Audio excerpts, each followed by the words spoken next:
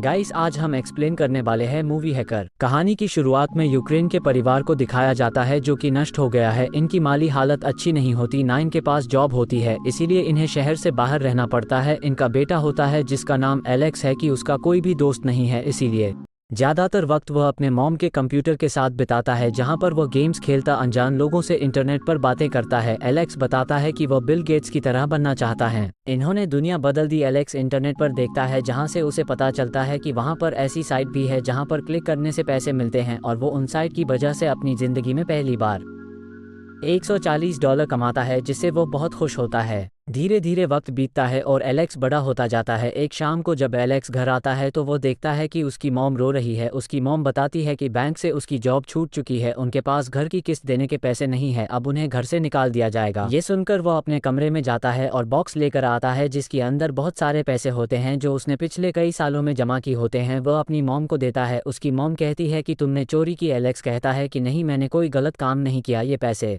मैंने अपने कॉलेज की फीस के लिए जमा किए थे, पर आप चिंता मत करो, मैं कुछ ना कुछ अरेंज कर लूंगा। एलेक्स ये पैसे अपनी मामों को दे देता है, लेकिन अब वो बहुत उदास हो जाता है क्योंकि पिछले कई सालों में उसने पैसे जमा किए थे, उसे नहीं पता कि वो पैसे कैसे अरेंज करेगा। तभी वो अपने कंप्यूटर पर जाता है और वहां पर टाइप करता है डार्क वेब, डार्क इंटरनेट की वो गलत दुनिया जहां पर दुनिया के सारे गलत काम होते हैं। यहाँ पर कोई भी किसी को टेरस नहीं कर सकता। एलेक्स यहाँ पर अपना अकाउंट बनाता है। जब वह ग्रुप को ज्वाइन करने की परमिशन मांगता है तो उससे कहा जाता है कि पहले अपना कुछ काम दिखाओ। एलेक्स के स्कूल में एक लड़का होता है, वो बहुत ही इंटेलिजेंट होता है। वह किसी तरह उसका क्रेडिट कार्ड चुरा लेता है और डार्क वेब के एक मेंबर के साथ शेयर कर देता है, जिससे उसका रैंक स्टेटस थोड़ा सा ऊपर आ जाता है। उसे सोल्जर का रैंक मिलता है, यानी कि वो डार्क वेब पर कुछ चीजें एक्सेस कर सकता है। इसके बाद वह हैकर से पूछता है कि मैं पैसे कमाना चाहता हूँ। वो हैकर एलेक्स को 2 लैपटॉप भेजता है और कहता है कि इन्हें बेच देना, जो भी इसका प्रॉफिट होगा हम शेयर कर लेंगे। एलेक्स उन दोनों लैपटॉप्स को बेच देता है और पैसे दोनों बांट लेते हैं। इसके बाद हैकर एलेक्स को कई अलग अलग महंगी महंगी चीज़ें भेजता है, जिसे एलेक्स बेच देता है। दरअसल डार्क वेब पर वो दूसरों के क्रेडिट कार्ड से चीज़ें खरीदता है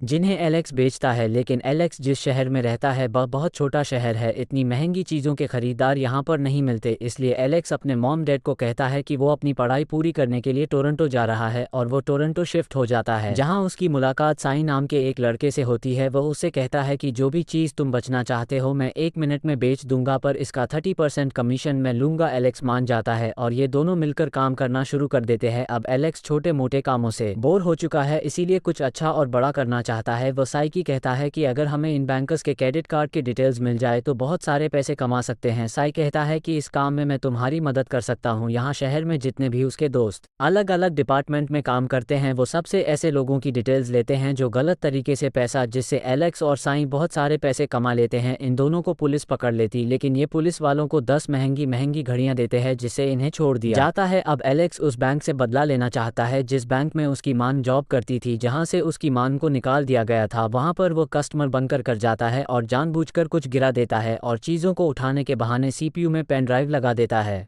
ताकि वो सीपीयू का सारा डेटा अपनी पेन ड्राइव में ट्रांसफ़र कर ले। लेकिन बैंक मैनेजर उसे देख लेता है कि वह एलेक्स से कहता है कि पेन ड्राइव तुम्हें कहाँ से मिला। वो उसे अपने कमरे में बुलाता है, उससे कहता है कि तुम्हें सब कुछ कन्फेस करना होगा। शुरू में एलेक्स कुछ बताने के लिए तैयार हो जाता है। एलेक्स कहता है कि मैं बैंक में चोरी करने की कोशिश नहीं कर रहा था, ये सिर्फ एक मजाक था। मैंने एक सॉफ्टवेयर बनाया है जिससे मैं किसी भी सिस्टम में वायरस डाल सकता हूँ। तुम्हारी बैंक का सॉफ्टवेयर बहुत पुराना है, अगर तुम चाहो तो मैं इसे अपग्रेड कर सकता हूँ। इसे मैं बुलेट प्रूफ बना सकता हूं ताकि कोई भी कभी भी तुम्हारे सिस्टम को हैक ना कर सके, और यह मैं फ्री ऑफ कॉस्ट करूंगा। इससे तुम्हारे सीनियर्स भी तुमसे खुश हो जाएंगे। बैंक का मैनेजर उसकी बात मान लेता है और वो इन दोनों को बैंक से जाने देता है, और उसी रात को एलेक्स को डार्क वेब पर बहुत सारी नोटिफिकेशन आना शुरू हो जाते हैं। दरअसल किसी ने डार्क वेब पर यह बात लीक कर दी होती है कि एलेक्स ने बैंक के सिस्टम को हैक करने की कोशिश की, जिससे वह डार्क वेब की दुनिया में बहुत ज़्यादा फेमस हो जाता है। इन्हीं नोटिफिकेशन में एक नोटिफिकेशन जेड की भी होती है। जेड डार्क वेब की दुनिया का सबसे बड़ा हैकर होता है, आए दिन उसकी खबरें आती रहती है। एलेक्स जब उसका नोटिफिकेशन देखता है तो बहुत खुश हो जाता।